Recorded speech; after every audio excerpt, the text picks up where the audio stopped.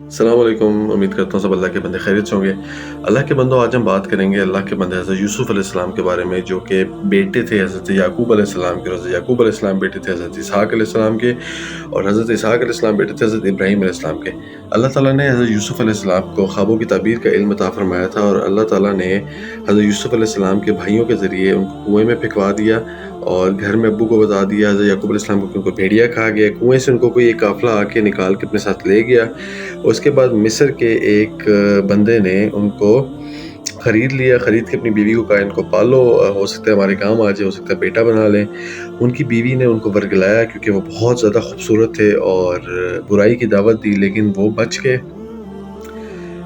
اس کے بعد اس شہر کی خواتین نے جب الزام لگایا تو انہوں نے کہا کہ اچھا تم الزام میرے پہ لگاتی ہو تو تم خود آگے دیکھ لو۔ سب کے ہاتھوں میں چھریاں پکڑیں۔ حضرت یوسف علیہ السلام سامنے سے آئے اور دیکھا کہ سب نے اپنے ہاتھ کاٹ لی، کہتی ہیں یہ تو کوئی فرشتہ ہے، یہ انسان نہیں ہے۔ اس کے بعد یوسف علیہ السلام کو قید میں ڈلوا دیا گیا۔ قید میں ڈلوایا، وہاں پہ ان کو 2 بندے ملے، 2 بندوں کو خواب آئے، ان خوابوں کی تعبیر حضرت یوسف علیہ السلام سے پوچھی۔ حضرت یوسف علیہ السلام نے ان کو خوابوں کی تعبیر بتائی۔ ایک کو سولی کی سزا ہوئی، دوسرے کو آزادی کی تعبیر بتائی، اور کہا جب تم آزاد ہوگے تو اپنے بادشاہ سے میرا ذکر کرنا۔ وہ نکلا، اس نے ذکر بھول گیا۔ پھر بادشاہ کو ایک خواب آیا جس کے اندر ان کے مصر کے بارے میں قحط سالی کا خواب تھا۔ تو حضرت یوسف علیہ السلام، انہوں نے پھر بادشاہ نے خواب کی تعبیر پوچھی۔ اس قیدی نے جو چھوٹا تھا اس نے حضرت یوسف علیہ السلام کو کہا۔ حضرت یوسف علیہ السلام نے ان کی تعبیر بتائی۔ تعبیر بتانے کے بعد بادشاہ نے کہا ان کو بلا کے لائے، تو پھر پتہ لگا کہ حضرت یوسف علیہ السلام خوابوں کی تعبیر بتاتے ہیں۔ انہوں نے حضرت یوسف علیہ السلام کو کہا کہ ٹھیک ہے تم آزاد ہو، اور تم آج سے میرے بڑے خاص بندے ہو۔ حضرت یوسف علیہ السلام نے کہا کہ پہلے میری ان خواتین سے جان چھڑائی جائے جن کے الزام میں اندر آیا تھا جیل میں، اور ان کا معاملہ سیٹل ہوا۔ سیٹل ہونے کے بعد حضرت یوسف علیہ السلام کو وزیر خزانہ بنا دیا گیا اس بادشاہ کی طرف سے۔ وزیر خزانہ بنانے کے بعد جب قحط سالی کے سال آئے تو ان کے بھائی جو تھے وہ دیہات سے شہر غلہ لینے کے لیے آئے، اور غلہ لینے کے لیے آئے انہوں نے یوسف علیہ السلام نے ان کو غلہ دیا، ان کے پیسے بھی واپس کر دیے۔ وہ گھر گئے، گھر جا کے انہوں نے پیسے دیکھے، غلہ دیکھا۔ انہوں نے اپنے باپ حضرت یعقوب علیہ السلام سے کہا کہ ہم دوبارہ جائیں گے غلہ لینے۔ وہ دوبارہ آئے غلہ لینے کے لیے۔ حضرت یوسف علیہ السلام نے ان کو بولا کہ اپنے بھائی کو لے کے ورنہ میں غلہ نہیں دوں گا، اور وہ غلہ لینے کے لیے اپنے بھائی کو ساتھ لے کے آئے، بڑی مشکل سے اپنے ابو سے اجازت لے کے۔ اینڈ دین کیا ہوا کہ حضرت یوسف علیہ السلام نے ایک تدبیر کی کہ اپنے بھائی کو روکنے کے لیے اپنے بھائی کے سامان میں پیالہ ڈال دیا، اور وہ شاہی پیالہ چوری کا کہہ کے، ایک تدبیر تھی کہ اپنے بھائی کو روکنے کے لیے کہا کہ تم نے چوری کیا، اور اس وقت چوری کی سزا یہ تھی کہ جس نے چوری کیا وہ حضرت یوسف علیہ السلام کے پاس روک دیا جائے گا۔ حضرت یوسف علیہ السلام نے اپنے بھائی کو اپنے پاس واپس رکھ لیا۔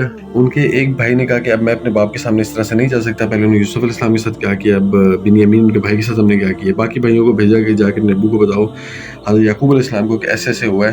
حضرت یعقوب علیہ السلام نے کہا کہ ٹھیک ہے میں تو صبر ہی کر سکتا ہوں، اس پہ تم نے پہلے بھی ایک اس طرح کی حرکت کی تھی، دوبارہ کر لی ہے۔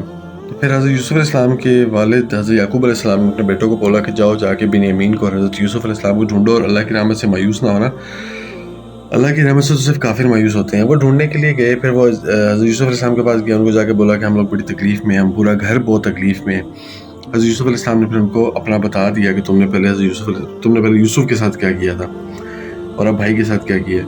تو وہ سارے ان کو پتہ لگ گیا حضرت یوسف علیہ السلام ہے۔ حضرت یوسف علیہ السلام نے کہا کہ جاؤ یہ میرا کرتا جو ہے وہ حضرت یعقوب علیہ السلام کی آنکھوں پہ ڈال دو تاکہ وہ بینا ہو جائے، ان کی آنکھیں واپس آ جائیں، وہ غم سے رو کے نابینا ہو چکے تھے۔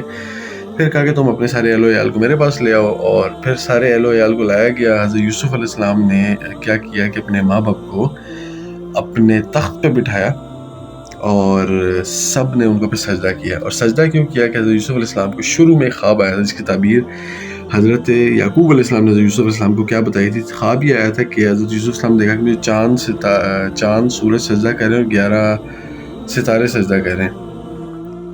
تو انہوں نے یہ کہا تھا کہ تمہیں مقام ملے گا اللہ کی طرف سے۔ تو سب بھائیوں نے ان کو سجدہ کیا، ایک سجدہ تعظیمی تھا جو شریعت میں جائز تھا۔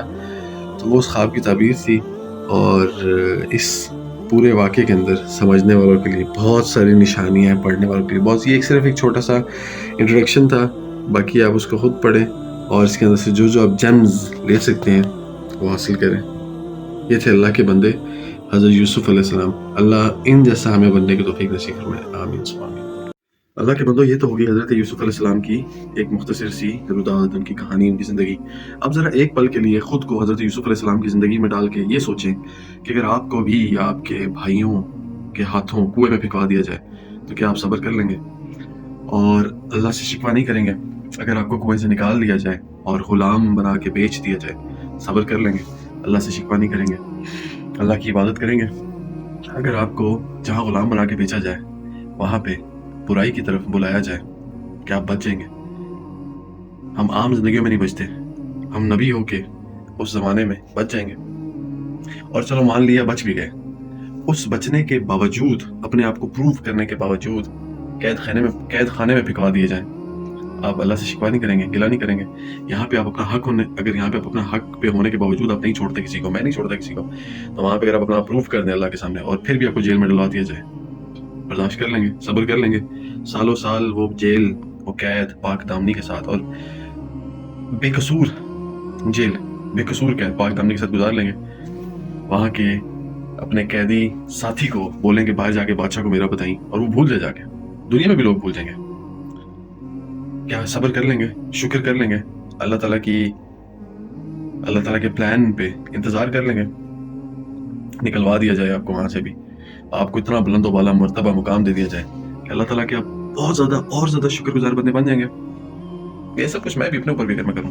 نہیں. پیغمبروں کا پیغمبر ہونا بنتا تھا کیونکہ انہوں نے پروف کیا خود کو کہ اللہ ہمیں ذمہ داری کے لیے بہترین ہے.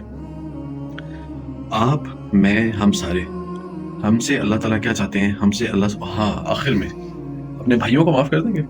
یہاں پہ تو کسی سے اپنے چھوٹی سی چھوٹی چیز معاف نہیں ہوتی، کسی کے لیے چھوٹی سی چھوٹی چیز معاف نہیں ہوتی، اتنی بڑی چیز معاف کر دیں گے کسی کو؟